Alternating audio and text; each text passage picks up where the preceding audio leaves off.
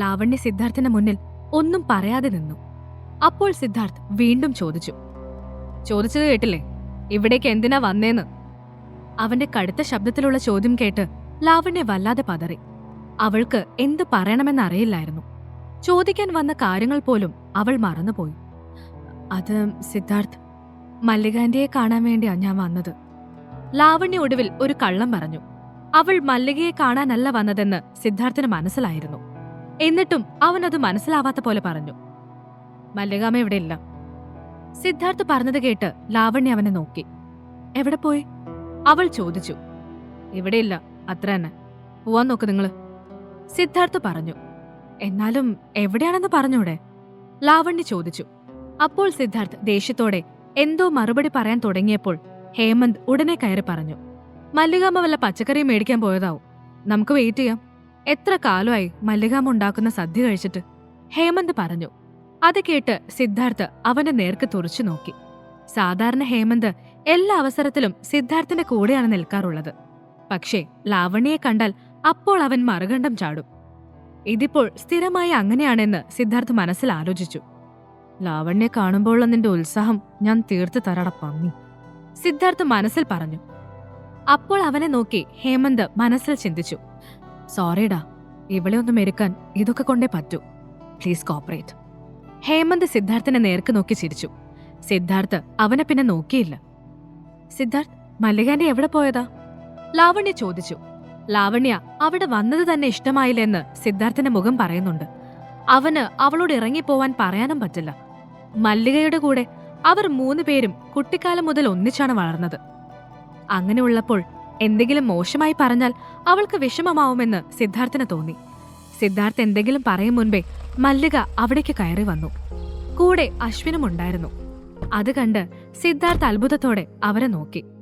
അവരുടെ ഒപ്പം നീലിമയെ കാണാതെ അവൻ പരിഭ്രമിച്ചു.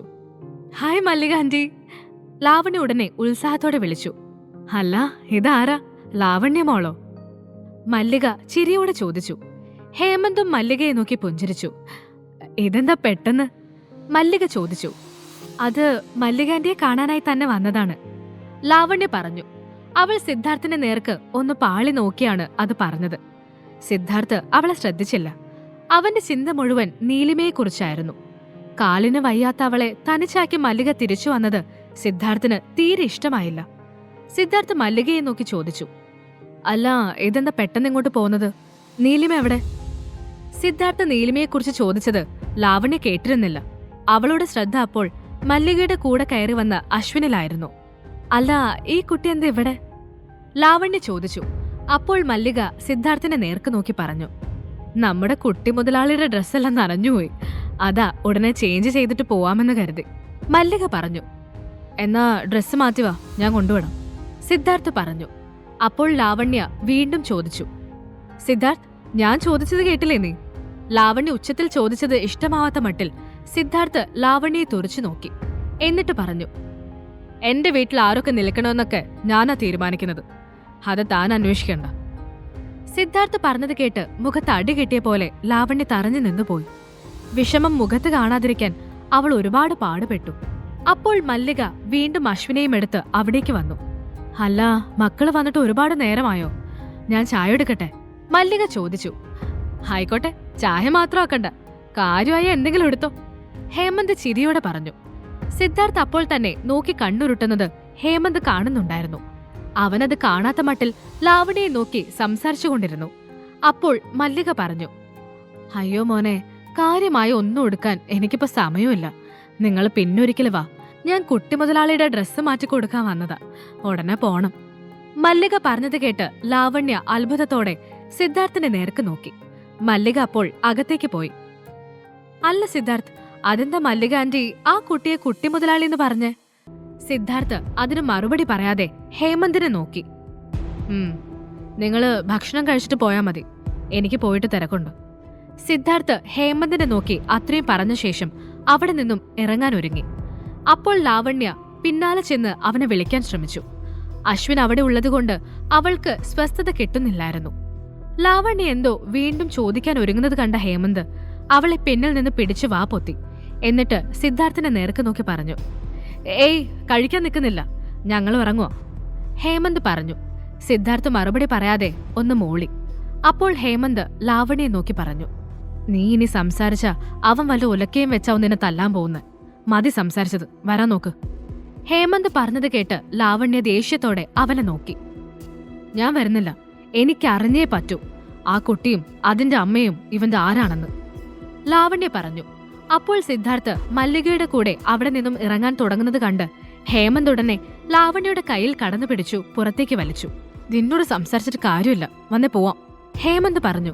ലാവണ്യ അപ്പോൾ അവന്റെ കൈ വിടുവിച്ചു. എന്നിട്ട് പറഞ്ഞു, ഹേമന്ത്, എന്താ നിന്റെ പ്രശ്നം? നീ എന്തിനാ എന്നെ തടയുന്നേ? ലാവണ്യ ചോദിച്ചു. അവനോട് ഇപ്പൊ ചെന്ന് കൂടുതൽ ചോദ്യം ചെയ്താ പിന്നെ അവൻ എങ്ങനെ പ്രതികരിക്കുമെന്ന് അറിയില്ല. അതൊക്കെ ഓർത്ത് വെച്ചിട്ട് സംസാരിക്കേ, ഹേമന്ത് പറഞ്ഞു. അവളുടെ അവസ്ഥ കണ്ട് ഹേമന്തിന് സങ്കടം തോന്നി. നീലിമ ബീച്ച് സൈഡിലെ ക്യാബിനിൽ ഒറ്റയ്ക്കിരിക്കുകയായിരുന്നു. ക്യാബിന് പുറത്ത് സിദ്ധാർത്ഥിന്റെ ബോഡി ഗാർഡ്സുമുണ്ട്.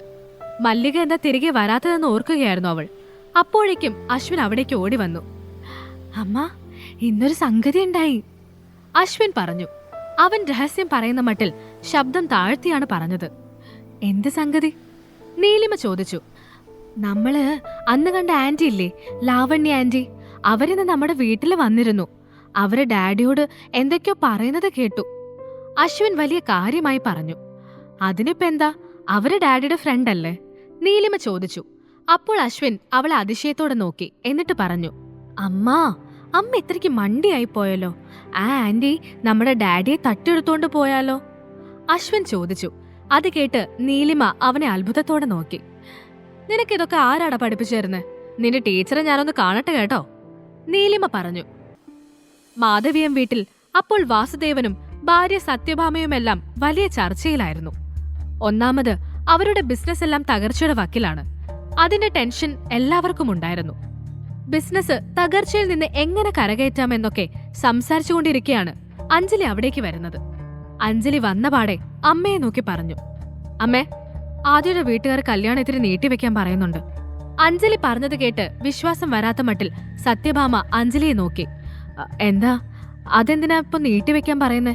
അതും ഇത്രയ്ക്കായിട്ട് പെട്ടെന്ന്? സത്യഭാമ ചോദിച്ചു. അത് കേട്ട് അഞ്ജലി പറഞ്ഞു, എനിക്കൊന്നും അറിയില്ല അമ്മ, അവർ അങ്ങനെയാണ് പറയുന്നത്. ആദ്യം അത് തന്നെ പറഞ്ഞു. ആദിയുടെ കുടുംബം സാമ്പത്തികം കൂടി നോക്കിയാണ് അഞ്ജലിയുമായി വിവാഹം തീരുമാനിച്ചിരുന്നത്. സമ്പത്തിന്റെ പേരിൽ അത് മുടങ്ങിയാൽ ഒരിക്കലും നീലിമയെ താൻ വെറുതെ വിടില്ലെന്ന് അഞ്ജലി മനസ്സിൽ കരുതി. ഈ കഥ തുടർന്ന് കേൾക്കുന്നതിനായി ഇപ്പോൾ തന്നെ പോക്കറ്റ് FM ആപ്പ് ഇൻസ്റ്റാൾ ചെയ്യൂ. Link in description.